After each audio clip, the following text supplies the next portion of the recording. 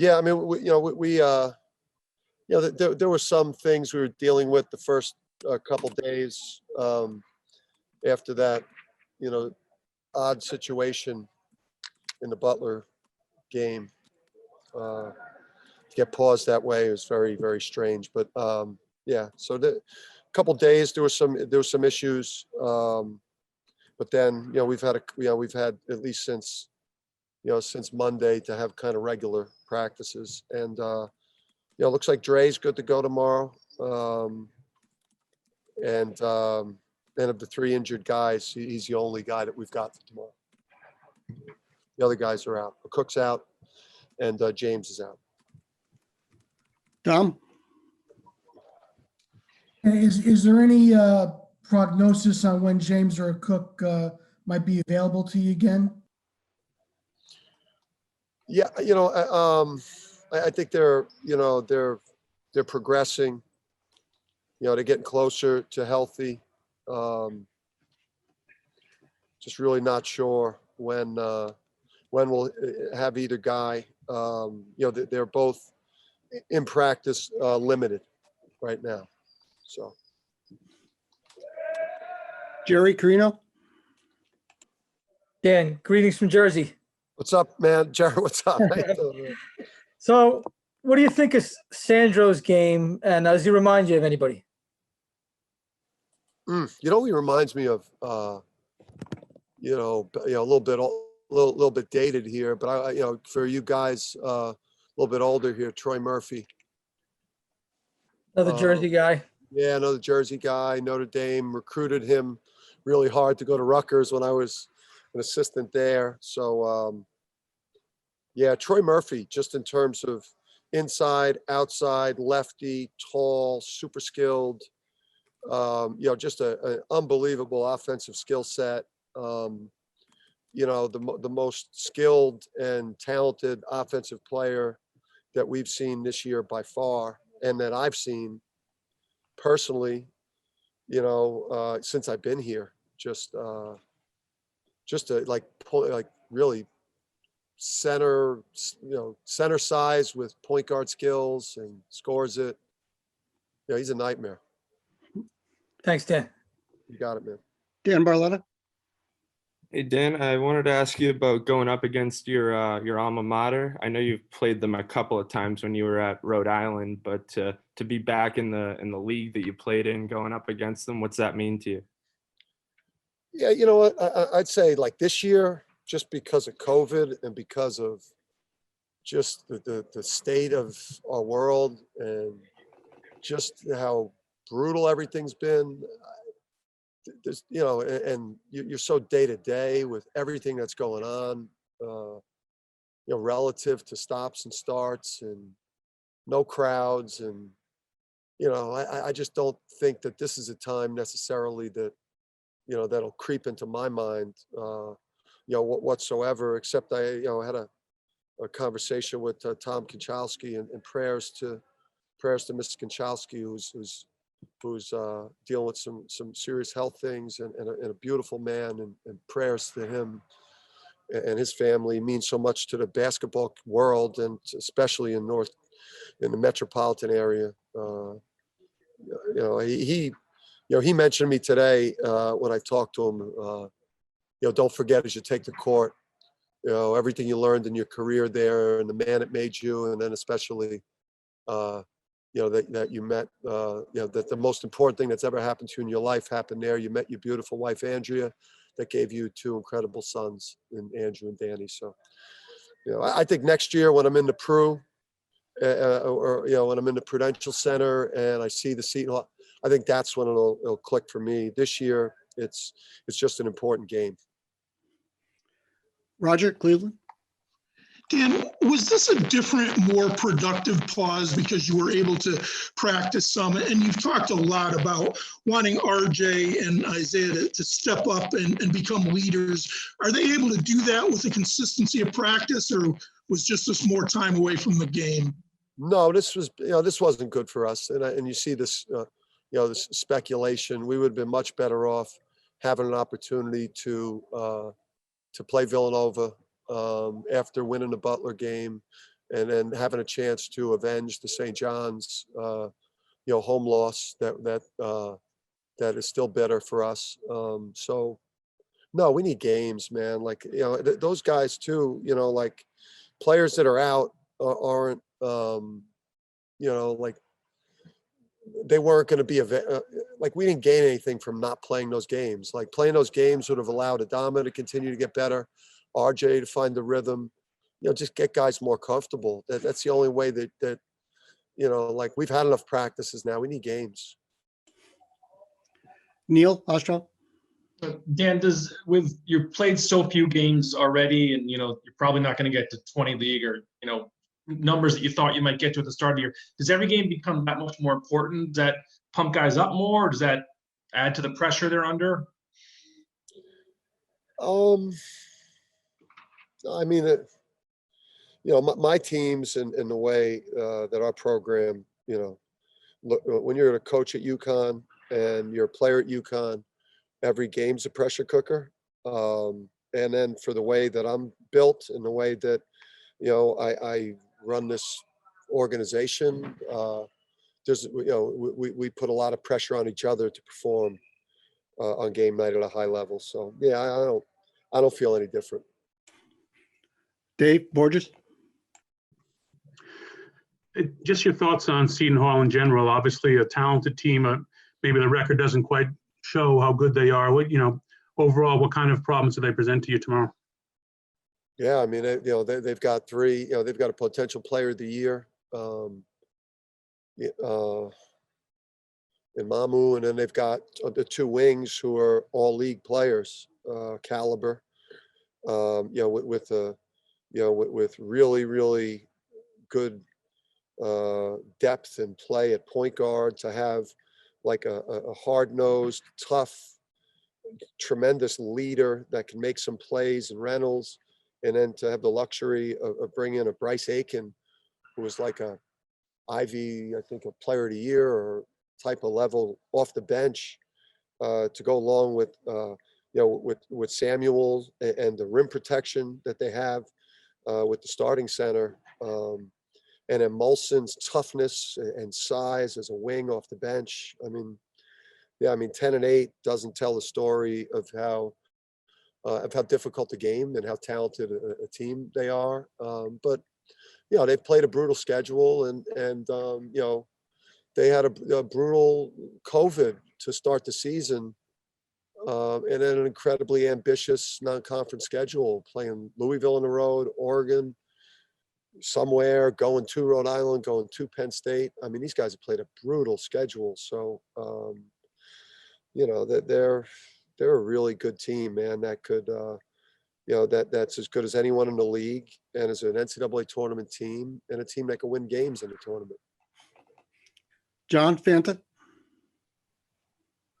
Dan, good to see you. I guess the human nature element of this whole situation, like, does it kind of enter your thought process here that at this point on February 5th, the idea, of having any other COVID related obstacle, like there's no room for that anymore at this point, right? With the timing. Yeah, it's a problem. It's a concern with the staff. I think we think about it, and we think about it more so because, out of the 15 players, we've only had, I think, 3 cases. So we have so many, and I think in like potentially 2 of those cases, the 90-day window is slowly approaching us. And we've had only one of our 10 staff members that are in the tier 1 have gotten it. So, our guys have done an incredible job. We've been unlucky with it in a number of ways. And I wait for that text. We'll get a text sometime. We'll get a text message sometime at like 6:30, 7 o'clock tonight about whether they're all negative or whether we got an issue. So we'll hold our breath collectively until around 7 o'clock tonight, and then we'll know whether we got a game tomorrow or not. Tom.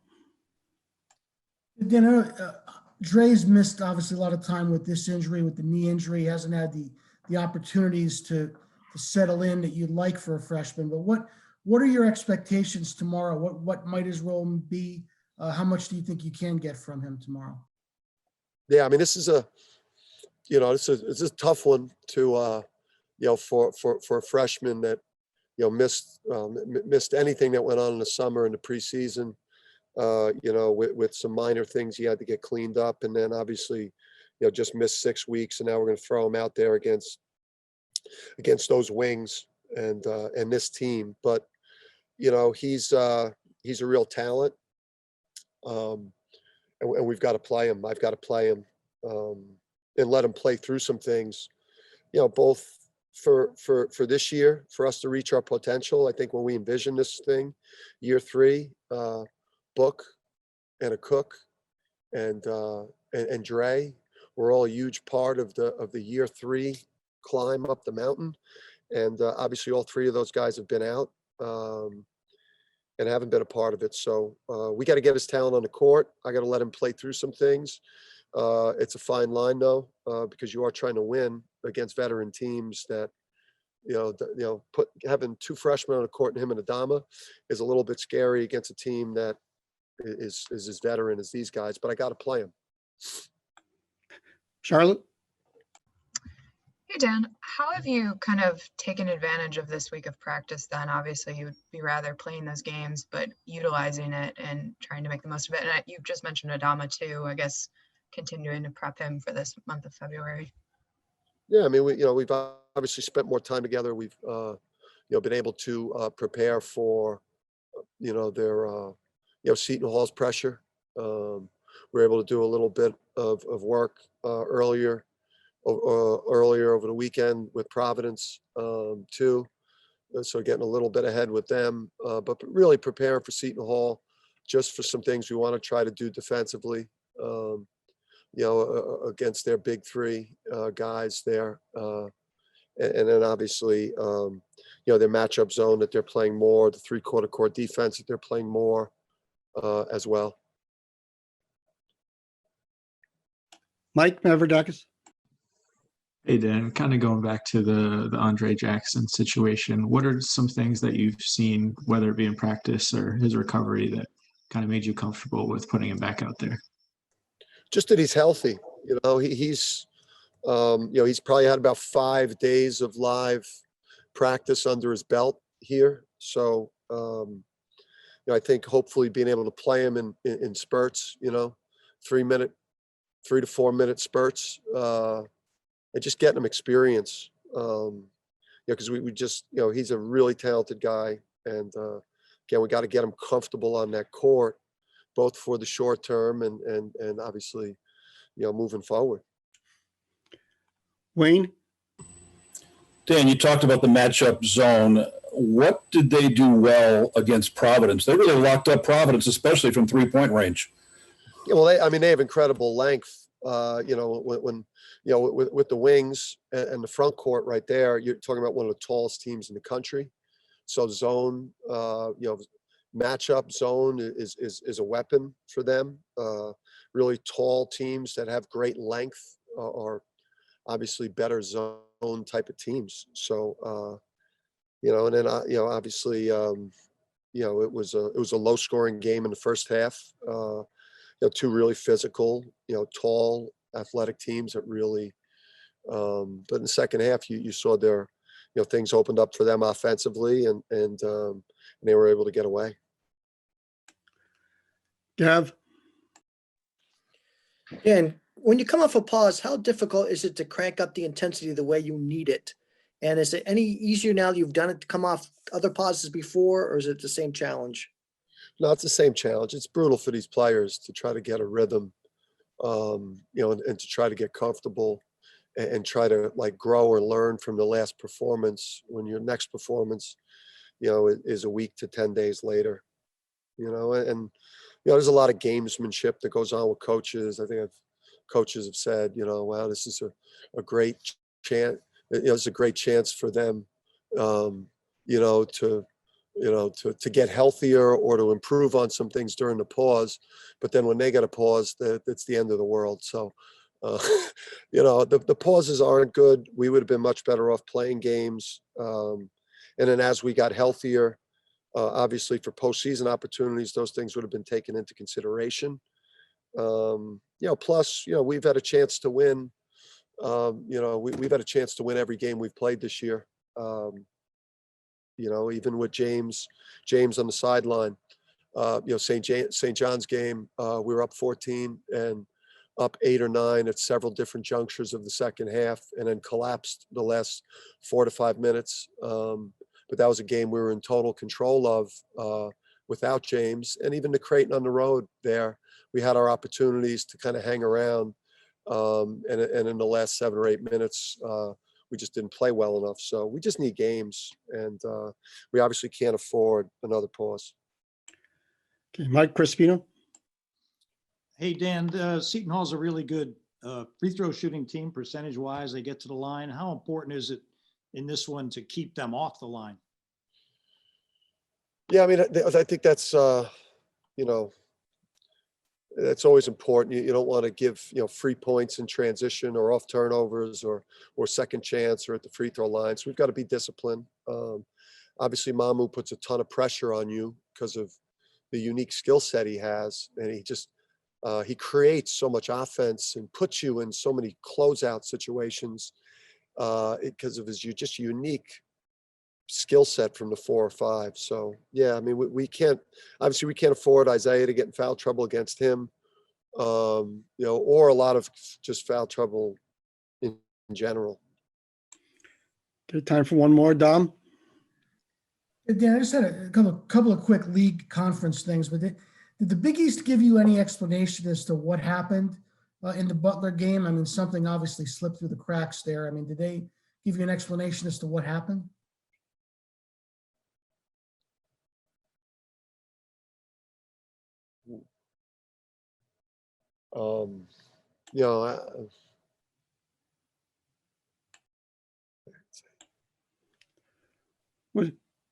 No, I can't. I don't want to comment on that. Okay. All right. And I know that they want to make up some games on It particularly. wasn't our fault. What? No, I know they want to try to make up games for the teams that haven't had the chance to play as many, like, UConn, DePaul. Have they given you any indication, or do you have it? I mean, the schedule's awfully tight. Do you see any of those 3 lost games being made up somehow, or does the schedule just look too tight for you for that to happen? No, I think there's been some conversation about adding one, trying to add a marquee game back. And we're right now we're talking to the league about that possibility. So it obviously, it would make things incredibly tight for us and would put us in a situation that you would rarely see a college team in. So, but to be honest, for us, I think like selfishly to get a quad 1 chance would be really nice for us, because we present quad 1 and quad 2s for anyone in our league that we play. So obviously, we aspire to play in the NCAA tournament here. So squeezing in a quad 1 game, I think, would be appealing to us. Just have to balance out player welfare and not run these guys into the ground. But we're talking. Good. One more, John. That's it. John Fanta. Dan, I guess I'll follow in Dom's footsteps and ask the question that I think is kind of the elephant in the room, or the intriguing question. It's about the players, but this conference has some history to coaches kind of, going back and forth, and it's in good fun. I'm just curious if you could talk about the dynamic of your counterpart in tomorrow's matchup. Oh, Seton Hall, John? Yes, yeah, just and Willard and there's it's been back and forth. Yeah, well, his comments about UConn, John. Whichever I mean, direction. yeah, I mean, listen, I got a lot of respect for Kevin. I love the way his teams play. Seton Hall's got there's 5 teams in the country that I root for. Obviously my Huskies, men's and women's, Wagner, Arizona State, Rhode Island. My man Nate Oates, Alabama, right? Pulling for those guys. It's Seton Hall, because it's got a huge place in my heart. It means, my whole life was built off of my time there, and then the man it made me into. relative to like Kevin's comment, I mean, listen, Kevin feels the way he feels about UConn, and some other coaches feel that way. That's fine. For me, when I was in the Atlantic 10 and I was at Rhode Island and Butler, when I took the job, and part of the reason why I took the job was because Butler, or it was because Xavier was in the league and Temple was in the league and Butler was coming in the league. And Shaka Smart was in the league, or I think Shaka was coming. So like that to me was incredible. Like, man, that was like, I get to coach at this level of competition, the more great programs. So I was heartbroken when Butler left and Temple left. And who else left? Xavier left. I'm a competitor. I want the best people in my league. So, I mean, that's not my mindset. That's, I would be thrilled to have a program like a big name, big brand with big potential to come into my league to raise the level of competition.